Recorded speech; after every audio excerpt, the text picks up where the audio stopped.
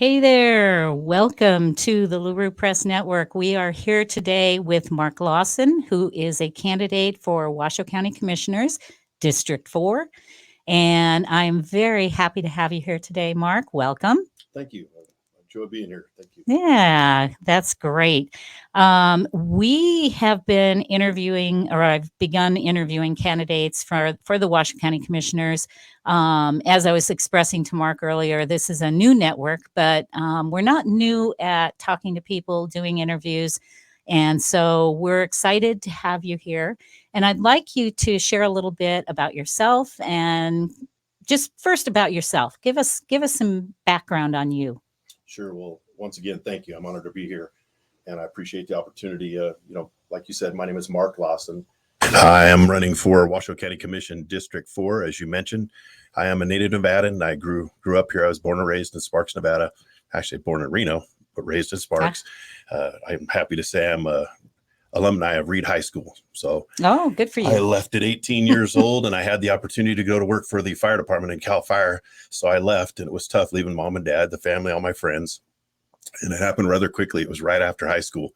And I spent the next 32 years in California as a resident working for Cal Fire. Wow. I spent just over 3 decades. Like I said, 32 years with Cal Fire. I retired in 2019 as an executive chief officer. And I was proud of the career that I spent in serving the citizens of the state of California. I moved back here at 50 years old. Thank gosh, I have a great retirement. So I couldn't wait to get back home and be closer to my parents and family and friends. And, I still had, no pun intended, but that burning desire to serve the community. Right. So I jumped right back into it. I worked as a police officer. I'm also post-certified. So I did work as a police officer from 2003 up until I retired. And then I challenged the state of Nevada's post academy or course, peace officer standards of training. And I became certified in the state of Nevada. I worked up at UNR for a couple of years as a police officer. And then, of course, I'm sure you're familiar, I was appointed the fire chief for the city of Sparks for a very short time. And then some unfortunate circumstances took place. And here I am today. I'm throwing my name in the hat to be considered as a commissioner for District 4 and help serve the citizens of Washoe County in northern Nevada. Well, and on that note, there's been a lot of controversy off and on with the Washoe County Commissioners. And so we're going to address some of those issues. But the first thing that I'd like to hear from you is why are you doing this? And what is your main goal? What is the very first thing that you would want to address? Well, as I stated I state in my walk pieces, and I tell people, I'm all about trust, truth, and transparency. I have been my whole career. When I talked about serving the citizens of California for 32 years, I also served the citizens here in northern Nevada for approximately a couple of years as well. So I got real used to serving those in need of those essential services, both in emergency and non-emergency situations. So I'm used to helping people, and I take great pride in helping the people, especially being an advocate for them on important topics. I told people I'm a much better fire chief and or police officer than I'm a politician. However, I feel I'm a strong advocate for the people. I believe I can be their voice and really make positive change within our community. I tell people, are you happier today than you were 4 years ago? And the majority of the people that I'm knocking on doors and talking to, the answer is overwhelmingly no. Yeah. So I've thrown my name in there to be considered because I really think I can serve the citizens of northern Nevada and Washoe County in a real positive manner and do great things as part of the commission. Okay. So what would be the number one problem in the county that you feel you could resolve maybe in your term?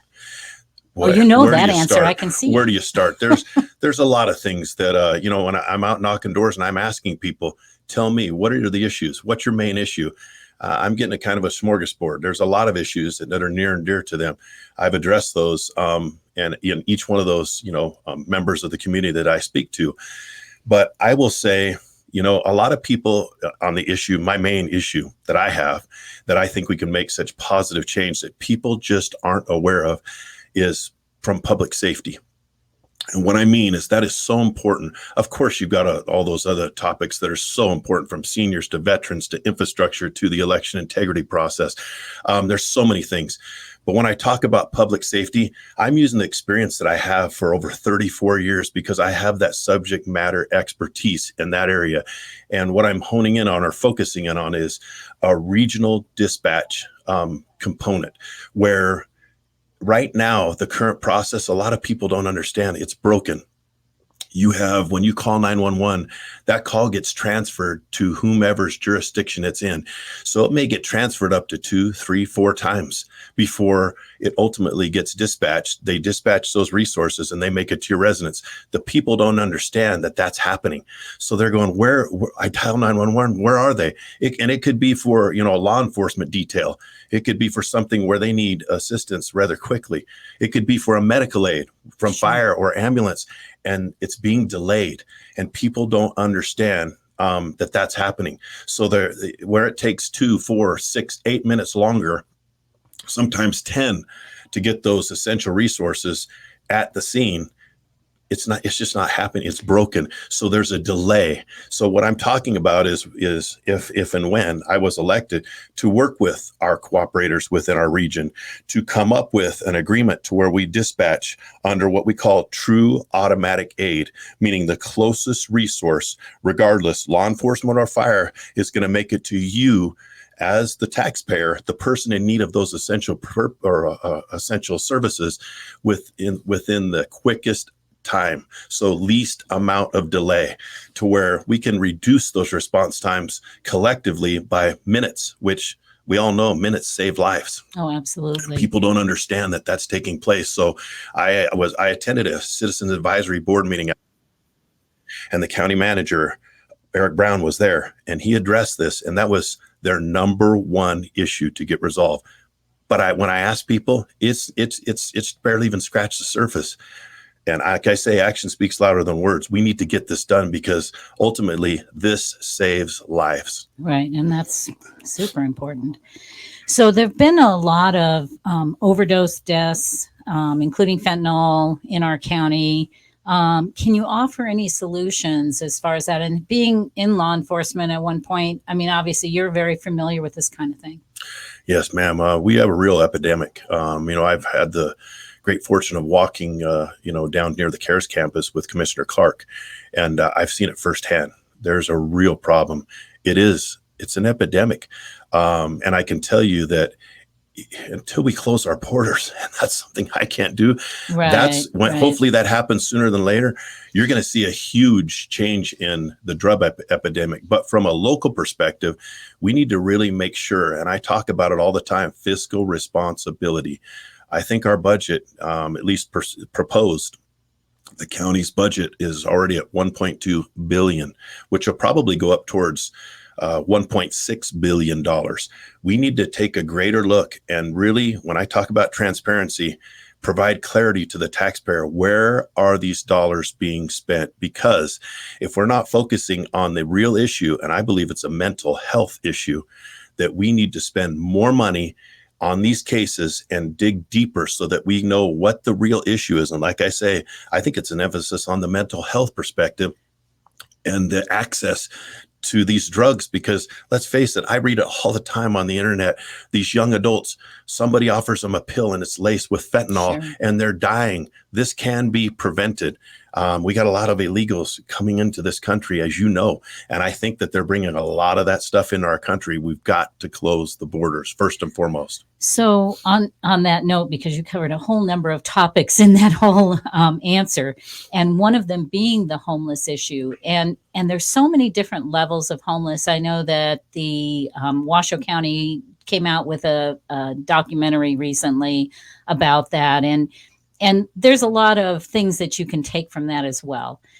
I think, though, that I don't think that anybody is addressing the real transparency of where our money is going. And as a county commissioner, you should be able to get those answers for our community. 100%. And you said it, and I can't emphasize enough: transparency. The people the taxpayers deserve to know where this money is being spent. I believe last count, and again, don't quote me, do a little fact checking, but I think we probably exceeded maybe 2,000 homeless was last count. Well, according to that video, that was exactly right. They said there were 2,043 or something like that. So we're right don't there. Quote me either. But you do the math, and you're a very smart person. How do you spend $150 million taxpayer dollars on 2,043 homeless? And that is our question.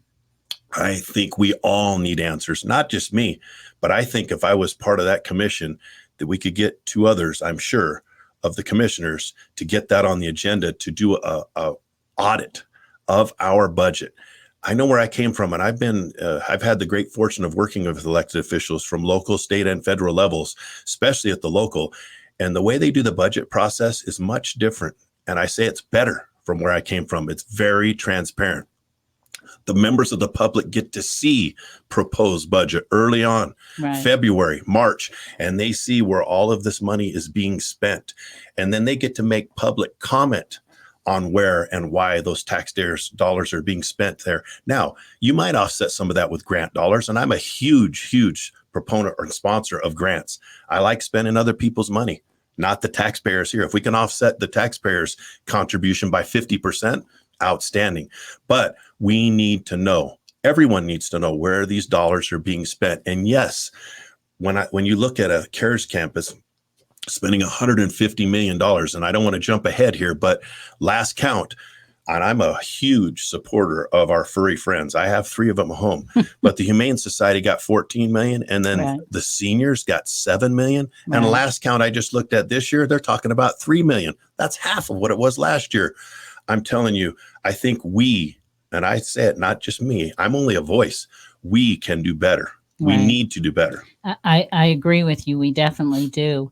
One of the issues, and I'm going to read this quote. I think this is from a September 28th, 2021 Board of Commissioners meeting. The Board of County Commissioners may make a grant of money to a nonprofit organization created for religious, charitable, or educational purposes, or to a governmental entity to be expended for a selected purpose up to $100,000 per commissioner. So we have 5 commissioners, and you're each, it's $500,000. How do you feel about that? And would you vote to continue this practice in this amount? Once again, I have to walk the walk and not talk the talk. When you're talking about $100,000, that is a lot of money for each county commissioner to just spend it on whatever they so choose. I say no. I think that's too much money. That's too much authority over a whole lot of money. And you just hit it on the head. Quick math, 5 commissioners, $100,000. Yeah. That's $500,000. That can make a dent in a lot of other priority things. Well, and you were talking about seniors, and those seniors could certainly use some of that money. Absolutely. I just saw a study just recently. In fact, it was yesterday. The suicide rate, even amongst our seniors, has doubled in this county. Wow. There's real issues. I'm looking at what they're feeding them. My parents are seniors. 25% or more of our whole population within Washoe County are seniors.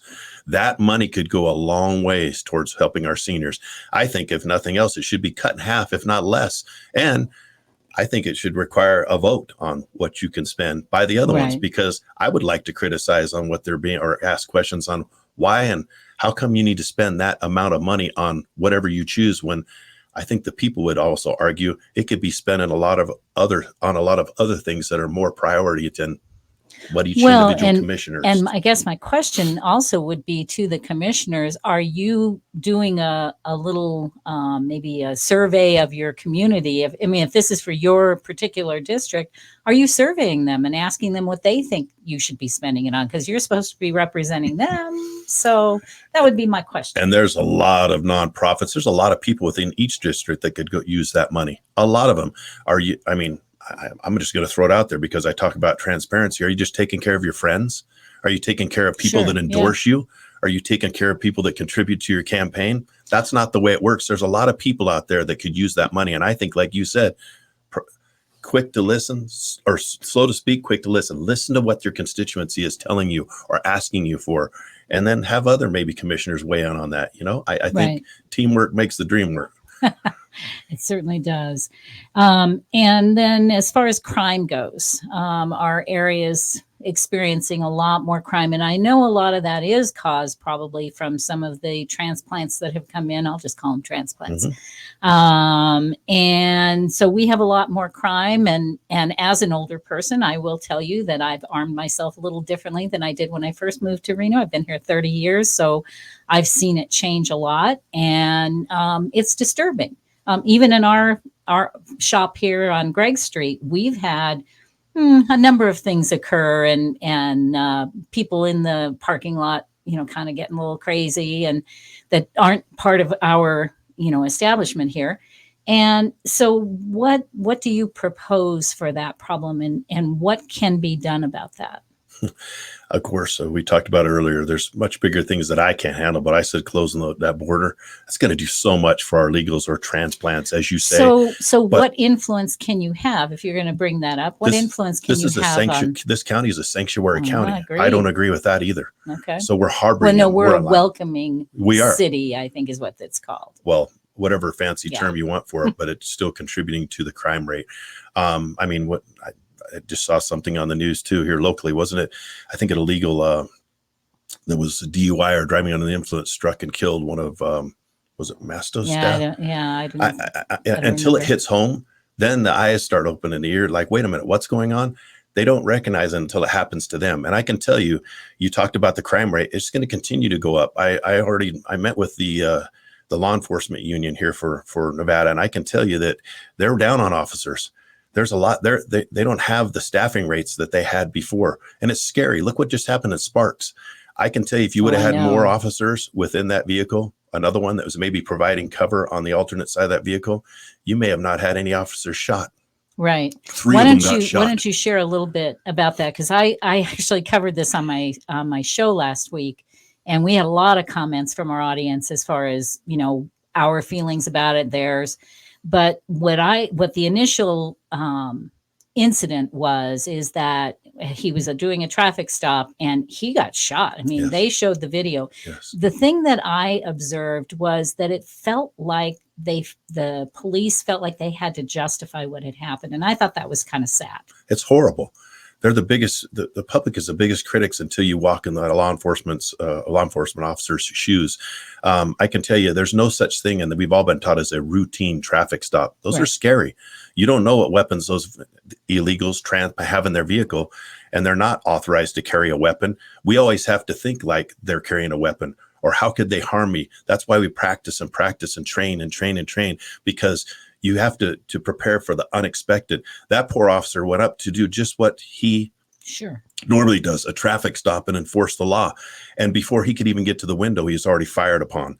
When I just talked about it from a person, or from a law enforcement officer safety standpoint, had they had another officer on the other side of the vehicle that could have approached that and looked into that vehicle, that may have prevented that situation, and they may have been able to neutralize that situation before it got much, much worse. But again, when you call for help, 1199, and you call for other officers, they're coming from everywhere, but there's a lot of time between the time that they call and actually they show up. So I know, and you hear me, like I said, I'm a huge supporter of public safety. It's not just from staffing on our fire engines, but it's staffing for law enforcement. People need to know, I know it's expensive, but it's your safety. It's our safety. It's the community's safety. We need to think of that at all times and protect those taxpayers who contribute to our economy, that they live here. They need to feel safe in their homes and or out in the community. And right now, I don't think they feel safe. Just like you, I see more people with open carry than I've ever seen. Right. Yeah, I have too. God bless them. Yes. I'm a Second Amendment supporter, big time.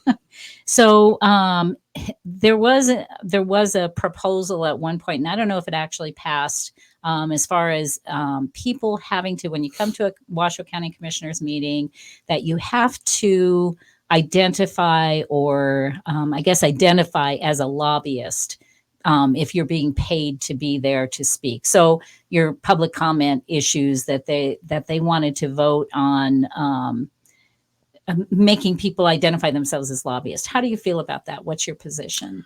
I mean, I just think they ask everyone else, treat everybody the same. I think that, state your name, your address, or, where you live, and and you have the right to speak. I mean, I don't think that you should have to divulge if you're a lobbyist or not. I mean, but if you want to do that, that's fine. I'm all about transparency and who you are. But there's a lot of people I get up there, and I've watched the commission meetings. Some of them don't even say their names. Right. Right. I think it should be consistent. They should say their names for the record.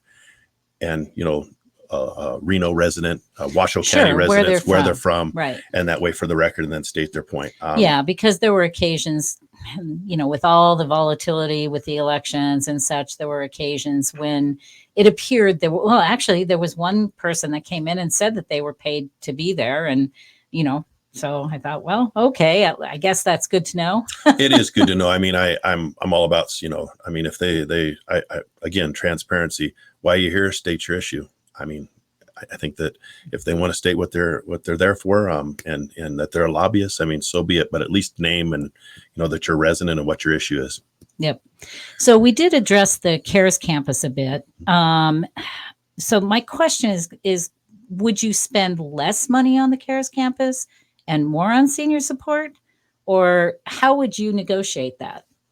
I think that once you do a nice audit of how those, the kind of money, $150 million is being dispersed, and just like anything, what's your return on investment? What do we have some benchmarks? I sure would like to be able to have the county present to us that you're seeing progress, because there's no sense in throwing good money at bad money.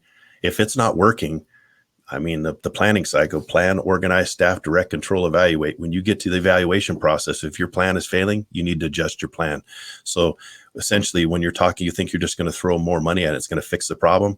You're not diving into the issue. We need to have benchmarks. We need to show that there is actually, there's progress.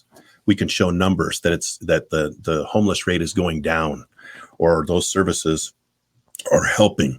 You heard me say it before with the drug epidemic, but the homeless too, it's a mental health issue. I mean, a lot of the homeless are drug addicts. Sure. And I think, it's sad, because I have a heart, and I have empathy, and I see those homeless, and I feel horrible. That's somebody's loved one. Mm-hmm. And it would be nice to be able to really dive deeper into the issues, get them the right treatment, and try and get them back on their feet. Whether it's a phased approach, maybe slowly we start getting where they get trained, and then they get a job, and then we wean them off of the assistance to where they become successful in life. I mean, there's a lot of people who have been homeless that are successful today because they had the right help. Right. And I think that the video, the documentary that they shared showed some of that. Mm-hmm. But I think that it was, as just my personal opinion, it was lacking in that it didn't show any accountability. That's correct. It didn't tell us how that money had been spent to get them there. I mean, because if that's the amount of money that's being spent, and there were 5 people that got better, that's not a good I mean, return. Like we said, 2,043 homeless. You divide that into $150 million.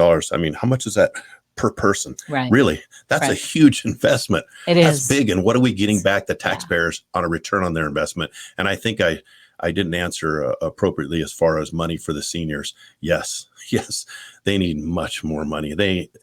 I mean, I know a lot of us don't think so, but you snap your fingers and you're 20 years older. Oh gosh, yes. I didn't think I'd be. I mean, it seems like yesterday I was, 25 years old. Today I'm 55. Right. And I can't believe it. I'm like, where did the time go?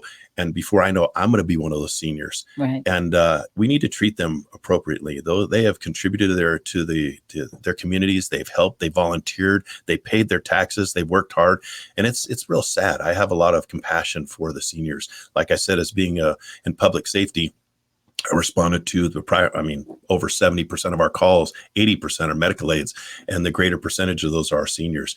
And they would call they're lonely. They just want a hug. They just want help.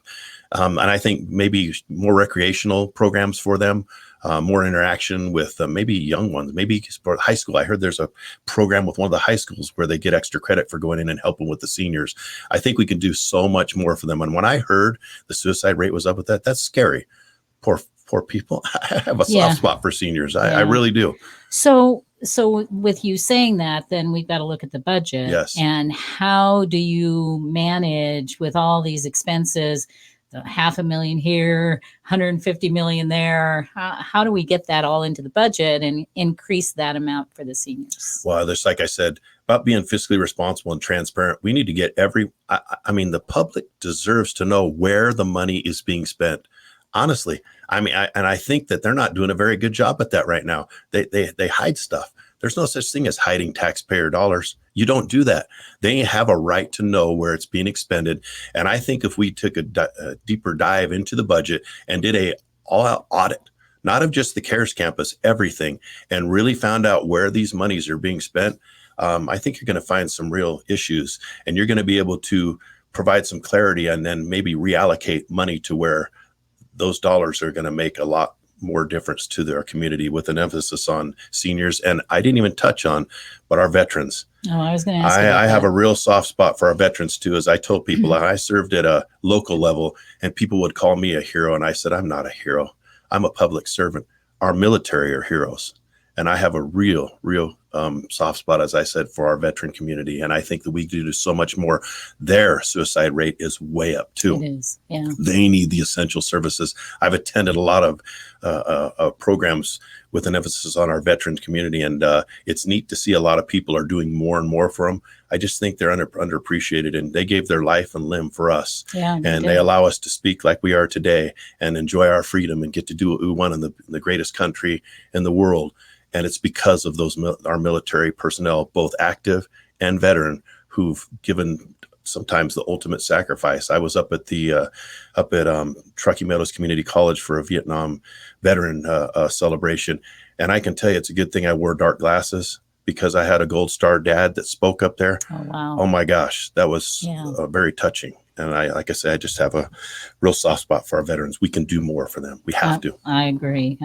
My husband was a veteran. My brother's a veteran. God bless them. Actually, two brothers.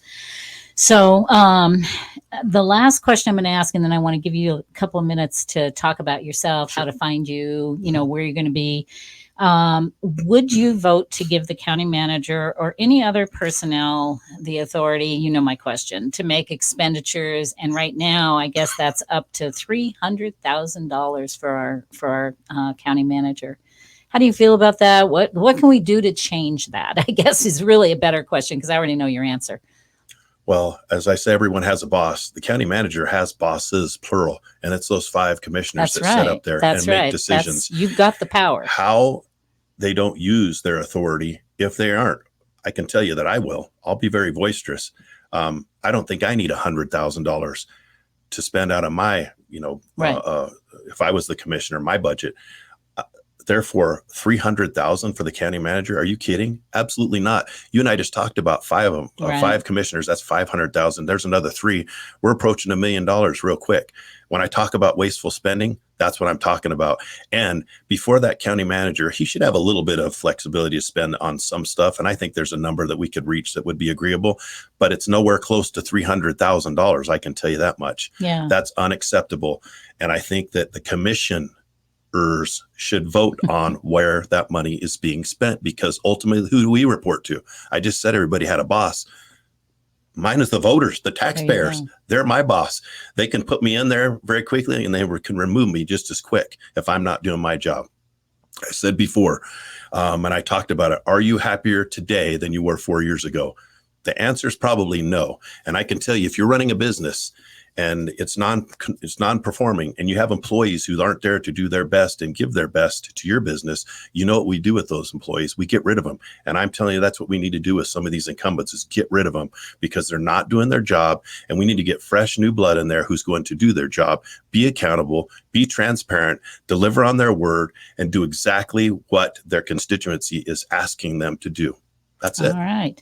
Now, tell everybody how they can find you. If you're going to be out there somewhere, let us know what kind of events are you doing. Absolutely. I appreciate that. I have a website. It is Mark Lawson. That's 4, Nevada.com. You can go to my website. You can, donate to my campaign if you would like. I've always been one, it was very uncomfortable when you asked me about even being an elected official. I never like asking people for $1, But I will tell you, when you're running a campaign and how important it is to get your name out there and tell people what you're about, it costs a lot of money to do that. So it's every dollar counts. I never put a minimum. I don't care if somebody gave me $5 and paid for 1 yard sign. God bless them. And even if they don't pay me anything, their vote is priceless. That's what I'm talking about. So you can find me there. As far as I had a fundraiser last month, it went very well. I should look to maybe doing another fundraiser at Engine 8 here in Sparks, probably somewhere next month, maybe the first or second week. I'd love for people to come out, even if they don't contribute, maybe just to come and meet me, shake my hand, look at me in the eye, ask me those difficult questions, and hopefully I can provide the right answers to them and give them the information they're looking for. I also will be attending. There's a forum, I think, for the Reno or the women's. I think it's RWR, Reno Women's Republican Party. Republican Women of Reno. There you go. I get all tongue tied, but yeah, I will attend that a forum, and then I have something out at Calvary Chapel that they're going to be doing another debate type thing, and I attend all the meetings that I can, especially with emphasis on our veterans, our seniors, our CAB meetings, because I'm all about infrastructure too. And I don't know that I touched on that, but quickly, I just want to make sure people understand I am pro-development. However, there's got to be balance. Remember, I told you I was born and raised here. I remember when there was nothing out in Sparks, Nevada. It was very, very small. Nothing past Disc Drive. Everything is now, it's like a city. The problem is they keep saying, yes, yes, yes, you do an environmental impact report. No, there's no impacts. There's huge impacts. Look at what we're dealing with right now. I know the people, the people listening can't see me, but maybe they saw my picture. If I had hair, I'd pull it out. Because I can tell you the traffic is just overwhelming. I see accidents. I see Code 3 equipment stopped with lights and siren off because they can't proceed to, take care of those essential services and treat those patients that need to be treated, or a medical aid to respond to another emergency. We've got to do better. There's got to be balance. If it's predictable, it's preventable, and we all knew it was going to be getting bigger. All these Californians moved into Nevada. They got these enormous amounts of money for their homes in California. They came here and they cashed these homes out, and they just kept building and building and building, but they forgot about the roads, the infrastructure. It just doesn't support that kind of a spike in our population. So anyway. Well, Mark, I really appreciate you coming into the LeRue Press Network and sharing your thoughts. And I did post Mark Lawson 4 Nevada.com. And I look forward to seeing your progress. And we got the primary coming up here pretty quick. So. Yes, ma'am. I appreciate the opportunity. Thank you so much. Thank you to the listeners. Like I said, I'm blessed just to be afforded the opportunity to throw my name in the hat. And if the voters feel that I'm the person to do the job, well, then I'll be there. If not, God bless them. And I hope our community does some positive things, because I know we can do it all together as a team. Excellent. All right. We are going to sign off, and we'll see you next time. Thank you. You bet.